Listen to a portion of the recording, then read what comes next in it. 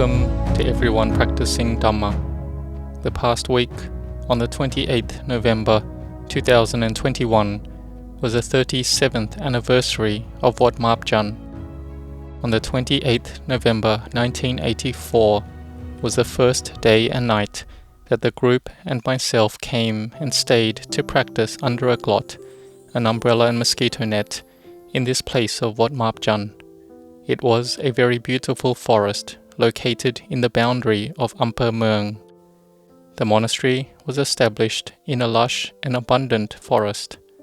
In the beginning, there were faithful laity who came and helped by offering 5 kutis, monks' dwellings, and offered a portion of land, which was located in the forest reserve. It was land that was reserved for farming and agriculture, and some areas were for rubber trees. So this was from the virtue and metta of the Buddha, the Dhamma, and the Sangha. And in the beginning, it was not easy, because the farmers' houses were located far from each other, and the farmers had a lot of duties. They would farm all day, all through the year, so they didn't really have time to come to the monastery to learn and practice Dhamma. But they did have the faith to give alms at their houses.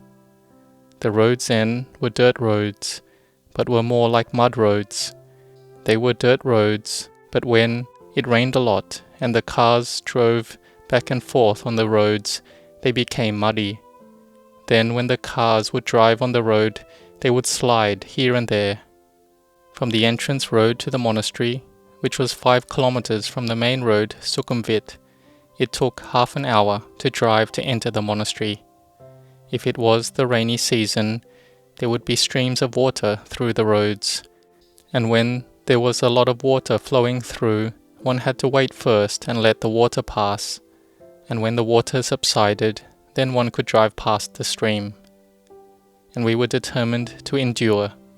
Even in going for alms round, there were many alms routes. The furthest route was walking there 5 kilometers, so walking there and back was over 10 kilometers.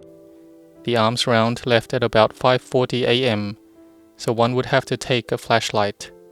If one was lucky, there may be someone who would send one back to the monastery. So the monks would have to take it as exercise and as walking meditation over a long distance. And the monks would take turns on the different alms routes. And in some of the houses they had fierce dogs, like some of the houses had a German shepherd. When we were going to tell the news that tomorrow the monks would walk there on alms, and in there we met a dog, and the dog focused in, and it looked as if it would pounce and leap. The other monk and myself who went tried to just walk in, to tell them that the monks would be coming for alms tomorrow. The German shepherd was in the stance like it would leap and attack, but it backed away and away until it became submissive and lowered its head. This was likely because of the virtue of the Buddha, Dhamma, Sangha, which made us safe and protected. When we got to the house, the owner was surprised. "Venerable Ajahn, how did you get in?" "This is a dog that likes to jump and attack the neck of people. It's a big dog, so it doesn't attack and bite low."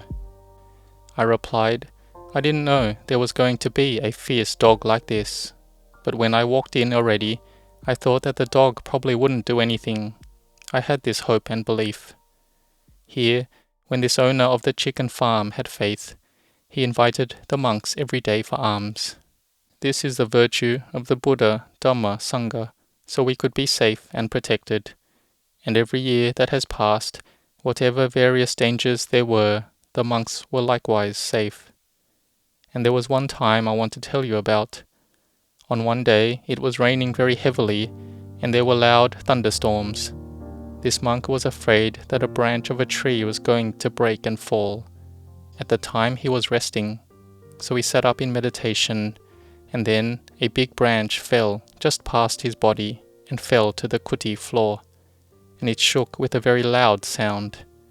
It missed him where he was sitting just by a bit. If the monk was still lying down, it would have fallen right through the middle of his body, so he was able to survive death. The kuti was quite badly damaged. Here we can see all the tree dewas and sky dewas could help so the monk was safe. Or when building the monastery, there were many types of obstructions, which were likely able to be overcome by the parami, the spiritual perfections of the Buddha, Dhamma and Sangha, and the protective devas, which helped to dispel and ward off all dangers. So in the beginning of Dhamma practice, you must patiently endure in all aspects, endure in going for alms round, endure waking early and doing morning chanting, in bhavana, meditation, and on the Wat Marp observance days, where the monks would uphold the nesachika, sitting practice of not sleeping, was taken as a foundation. Eating from the bowl and just one meal was taken as a foundation.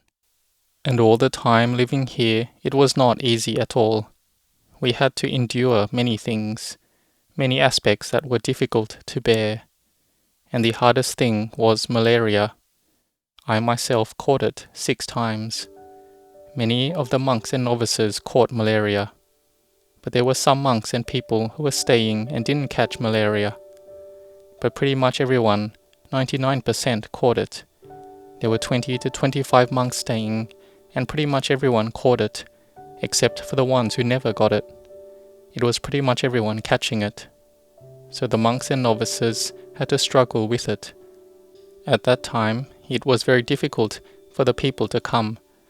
No one really came here, because if they came, it wouldn't be worth it. If they stayed 1, 2 or 3 nights, they would go back with malaria and almost die.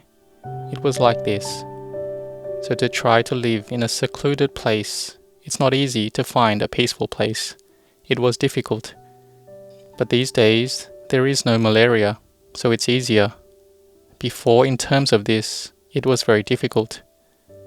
And there was one day, on the 16th of February 1986, at midnight, which was the 8th day of the 3rd lunar month, where a unique occurrence happened.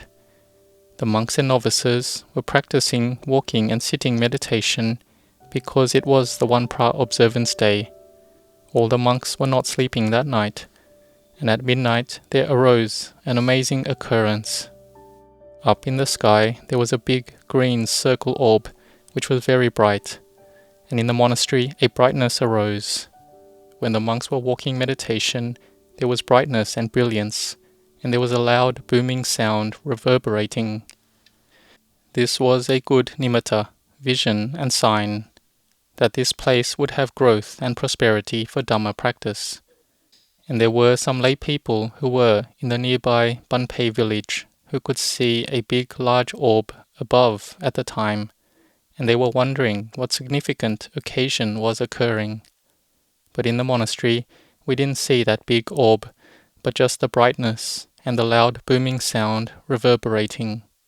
And this was a good vision and sign for this place, that this was a place of practice, and in putting effort into Dhamma practice, it would lead to deep understanding into the Dhamma. So up until the present day, which is the 37th year now, there have been many monks who have come to ordain, and also many monks who have built monasteries in Thailand and outside of Thailand. And all the monks have been determined to practice to this day. So I give thanks to those who have helped and supported, those who are human, deities, devas, protective beings, nagas, and all who have helped constantly.